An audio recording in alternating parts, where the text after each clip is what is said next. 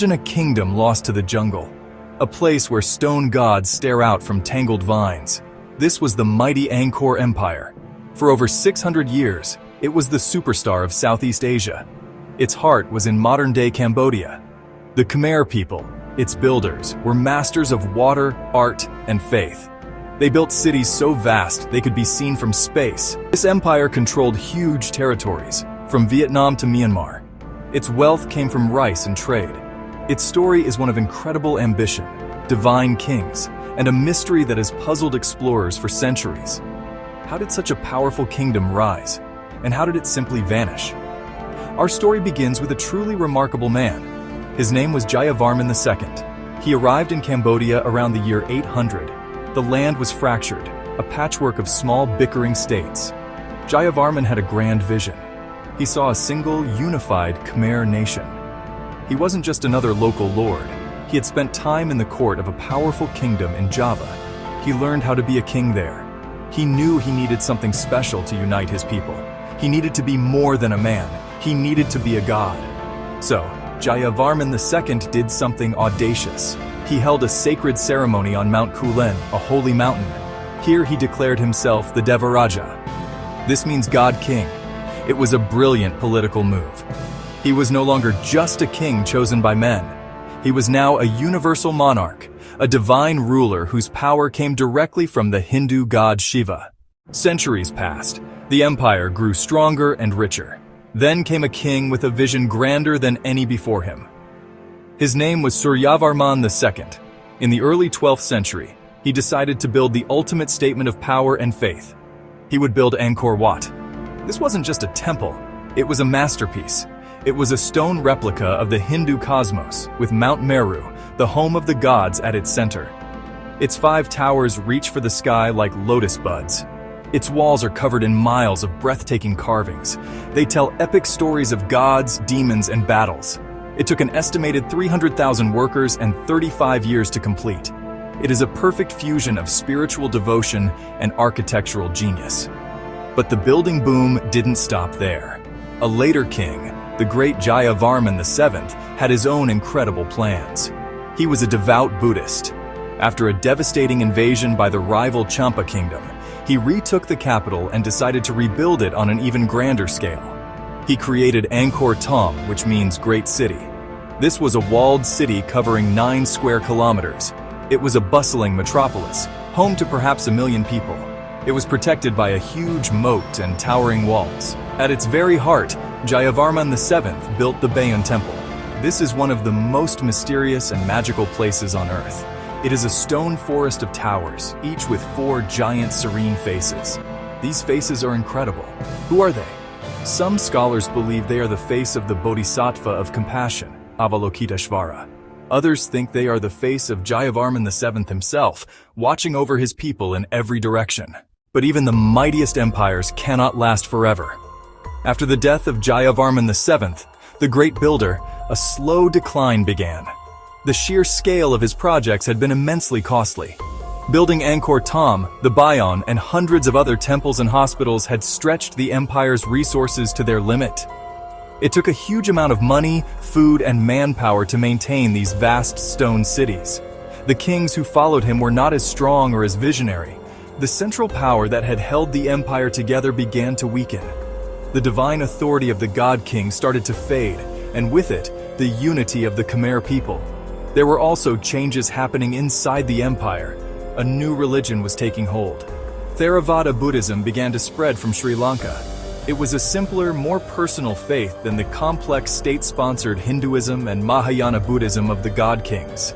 It taught that anyone, not just a king, could achieve enlightenment. This new faith was very popular with ordinary people. As more people converted, the old religious system that supported the king's divine power began to crumble. At the same time, the world outside Cambodia was changing. To the west, a powerful new kingdom was rising in Siam, modern-day Thailand.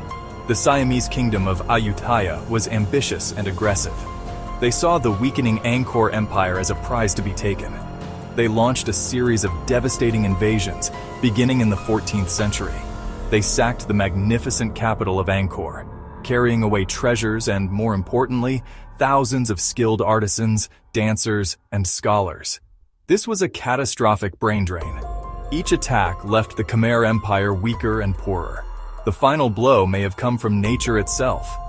The Khmer had built their success on mastering water with their incredible system of canals and reservoirs, but there is evidence that the climate began to change.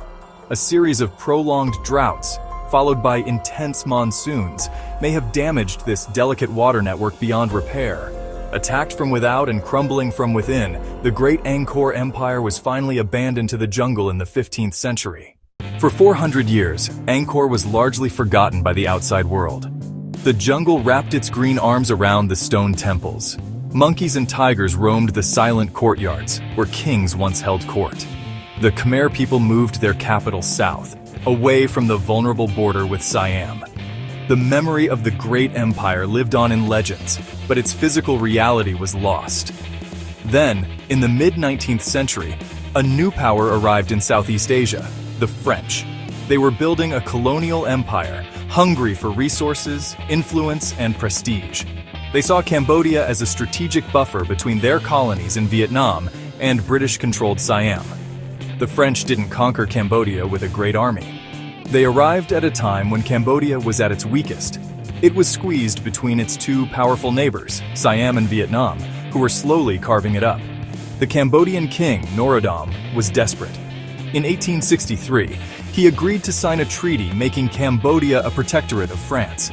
In theory, this was to protect Cambodia from its neighbors. In reality, it was the beginning of 90 years of French rule. The king was allowed to keep his throne, but the real power was in the hands of the French resident general in Phnom Penh. French rule changed everything. They brought Western administration, technology, and education, but it was all designed to serve French interests. They built roads and railways, but these were to transport rubber and other resources out of the country. While they did put a stop to the territorial ambitions of Siam and Vietnam, they also drained the country of its wealth. Cambodia became a backwater of the French colonial empire, a quiet provider of raw materials, its own culture and destiny put on hold. But the French did one thing that would have a lasting impact. They rediscovered Angkor. French explorers like Henri Mouhot hacked their way through the jungle and were stunned by what they found. They couldn't believe that the ancestors of the Cambodians they ruled could have built such wonders. They set about clearing the jungle and restoring the temples. They photographed, mapped, and studied Angkor, revealing its secrets to the world. In doing so, they gave back to the Cambodian people a powerful symbol of their glorious past. This rediscovery of Angkor would play a crucial role in the fight for Cambodia's future. As the 20th century dawned, a desire for independence began to stir across the colonial world. In Cambodia, this feeling grew slowly. The French had always controlled the royal succession, choosing kings they believed would be easy to manage. In 1941, they made what they thought was a clever choice. They placed a young 18-year-old prince on the throne. His name was Norodom Sihanouk. They thought he was a shy teenager who loved films and music, someone who would be happy to be a figurehead while they continued to rule. They were very, very wrong. Sihanouk may have been young, but he was also a shrewd politician and a passionate nationalist. He spent the early years of his reign learning the art of politics. The Second World War weakened France dramatically. After the war, a wave of independence movements swept across Asia. Sihanouk saw his chance. He realized that Cambodia could not stay a French colony forever. He began a clever political campaign, which he called the Royal Crusade for Independence. He used his royal status to rally the Cambodian people behind him, traveling to every corner of the country. He also used international diplomacy brilliantly. He traveled to France and to the United States, making his case on the world stage. He argued that if France did not grant Cambodia its freedom peacefully, the people might turn to more extreme, communist-led independence movements that were growing in neighboring Vietnam. He perfectly played the great powers against each other during the Cold War. He presented himself as the only man who could lead a stable, non-communist Cambodia. It was a masterful performance, part political theater, part genuine statesmanship. His pressure worked. France, drained by its long and bloody war in Vietnam, did not have the will or the resources to fight another colonial conflict. They finally gave in. On the 9th of November 1953, the French flag was lowered and Cambodia became a fully independent nation. King Norodom Sihanouk, the young man the French had put on the throne expecting him to be their puppet, had outsmarted them. He had single-handedly won his country's freedom without a major war. He became a national hero, the father of modern Cambodia, and would go on to dominate the country's politics for the next half a century. Today, the story of Angkor is more important to Cambodia than ever. After the struggles of the 20th century, including the horrors of the Khmer Rouge regime, Cambodia has been rebuilding itself. And at the heart of this national rebirth is the legacy of the great empire. The silhouette of Angkor Wat is the central feature of the Cambodian national flag. It is a symbol of national pride, a powerful reminder to the world, and to Cambodians themselves, of the heights their civilization once reached. It represents the genius, creativity, and resilience of the Khmer people. The legacy of the God Kings also shaped the country's political culture for centuries. The idea of a single powerful leader whose authority is almost absolute has deep roots in Cambodian history. This can be seen in the long and influential reign of King Sihanouk. He was not a god king in the ancient sense, but he commanded immense personal loyalty and respect from the Cambodian people. He saw himself as the father of the nation, a modern echo of the great kings of Angkor, who built and protected the kingdom. This tradition of powerful, charismatic leadership continues to influence Cambodian politics today. The temples themselves are no longer just historical ruins. Angkor Wat is a living place of worship once again, a major pilgrimage site for Buddhists from across the world. It is also the lifeblood of Cambodia's tourism industry, bringing in millions of visitors and vital income each year. The careful work of restoring these stone monuments is a source of national pride and provides jobs for thousands of Cambodians. Managing this incredible heritage site, balancing preservation with the needs of tourism, is one of the great challenges and opportunities for modern Cambodia. In the end, the story of Angkor is a story of survival. It is an epic adventure of a kingdom that rose from the plains to build a heaven on earth, a kingdom that fell into silence, and a kingdom whose spirit was rediscovered and reborn.